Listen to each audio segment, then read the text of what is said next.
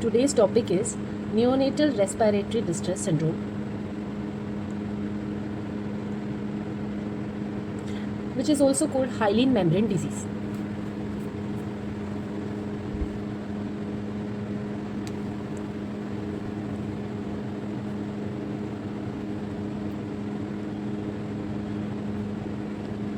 Okay, so first we will understand the pathophysiology of the disease.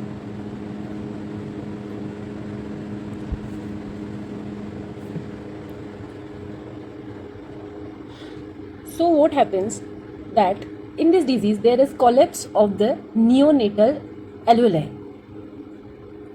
So this is the alveoli basically lined inside by surfactant.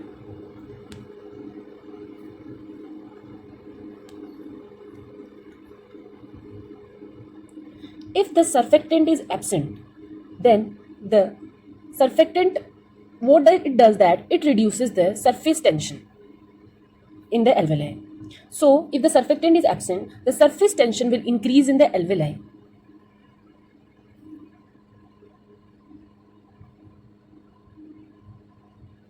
Surface tension causes the alveoli to collapse. So due to the absence of surfactant, the alveoli will collapse. This creates negative pressure. As a result, there is indrawing of fluid inside the alveoli from the surrounding vessels, and this causes edema in the alveoli, which is basically the interstitial edema. It is edema around the alveoli in the interstitial space.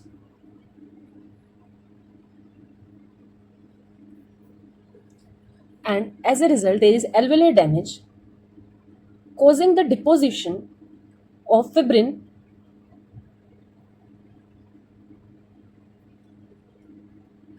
This causes the deposition of fibrin, which is an eosinophilic matter. As a result, this disease is also called hyaline membrane disease.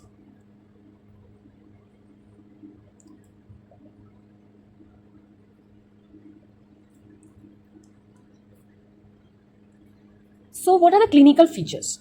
The child will present with increased respiratory efforts, and as a result, he will use accessory muscles to compensate or to increase his breathing efforts. Secondly, we will see hypoxemia, that is decreased oxygen content in the blood of the patient, along with cyanosis, that is bluish. The skin becomes bluish in the nails.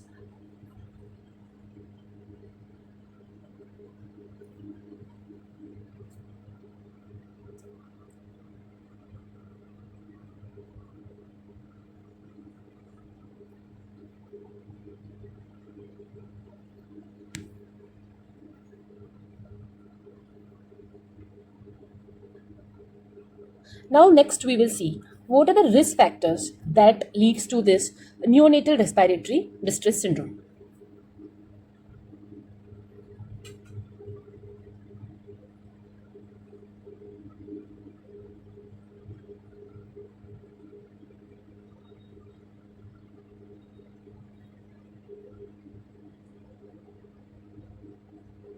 So first and foremost is prematurity.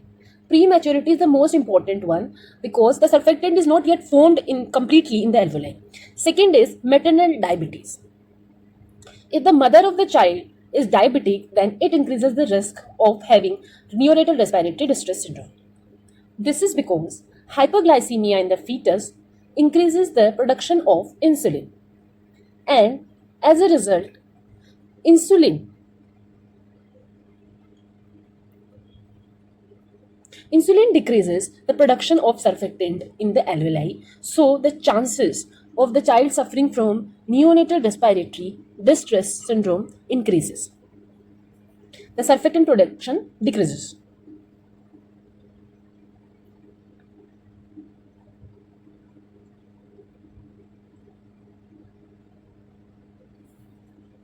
Next is C-section. C-section is also important one because during the normal delivery, there is increased stress, glucocorticoids, that increases the production of surfactant production in the child.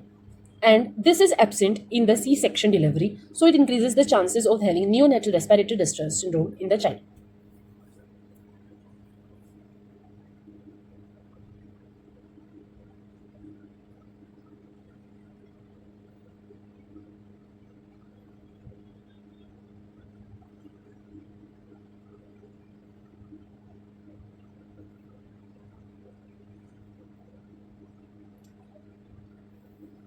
Next, we will see the diagnosis. How do we make the diagnosis of this hyaline membrane disease? First and foremost is screening test. We screen the child for the presence if he will have in future the respiratory distress syndrome or not. For that, we have to see in his alveoli, we have to do certain tests. First is lecithin sphingomyelin ratio, the ratio of lecithin to sphingomyelin.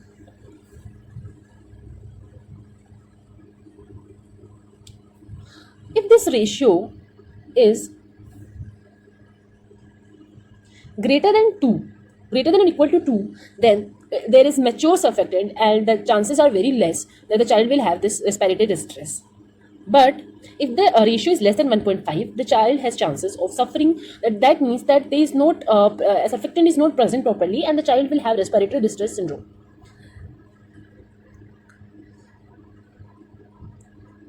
The second test is shake test.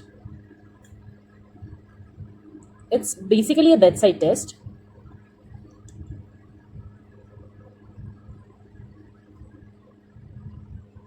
So in this, we take the ethanol plus amniotic fluid. Amniotic fluid is taken in this test.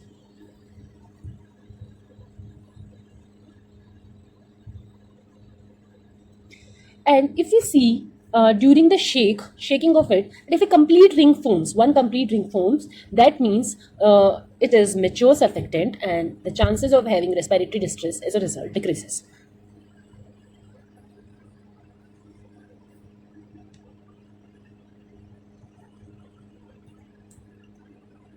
So if one complete ring forms, it's mature surfactant and the chances of respiratory distress syndrome decrease. Third test is Nile blue sulfate test.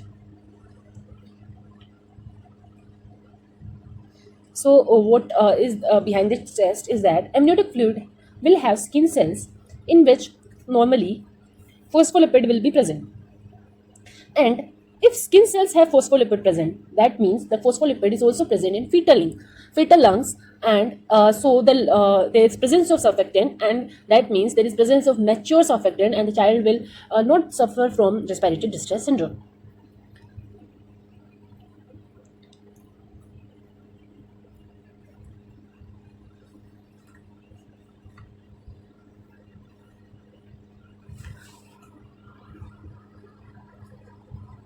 So we match amniotic fluid plus Nile blue sulfate, dye is mixed, and if the color is greater than in 50% cells, greater than 50% orange cell color appears, that means the surfactant is mature, and if it remains blue, that means the surfactant is immature and the child will have respiratory distress syndrome.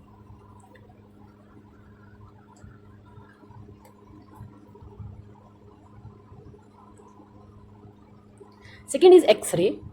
On X-ray, what we see is the classic ground glass appearance of the of the child's lungs. So we have ground glass appearance on the X-ray.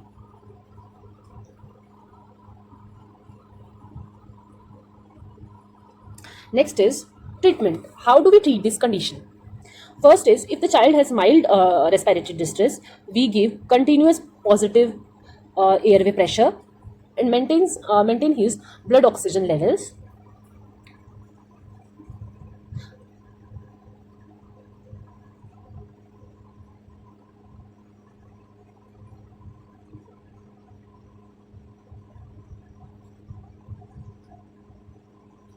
But if the child has moderate to severe respiratory distress syndrome or grunting, then we give continuous positive airway pressure or ventilate the child.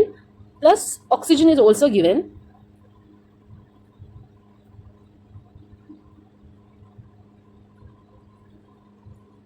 Now, when the child is given oxygen, there can be many complications related to this oxygen. So, if too much of oxygen is given, it can cause retinopathy of prematurity, especially in the premature child. It can cause retinopathy of prematurity.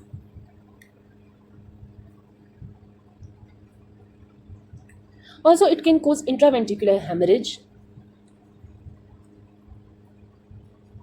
if excess of oxygen is given, and even it can cause bronchopulmonary dysplasia.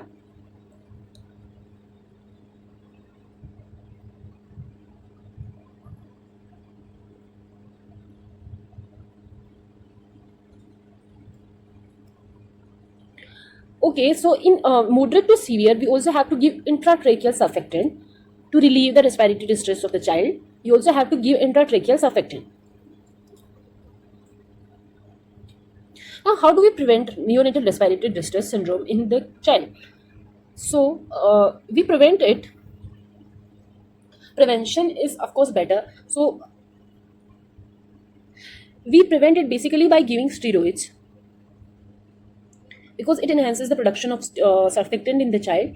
So, steroids are given if the chances of delivery are between 24 to 34 weeks. If the chances are between 24 to 34 weeks, then we give steroids to the child, to the mother. Okay, so we give intramuscular dexamethasone or betamethasone. Intramuscular dexamethasone are given at 6 mg, 4 doses, 12 hours apart.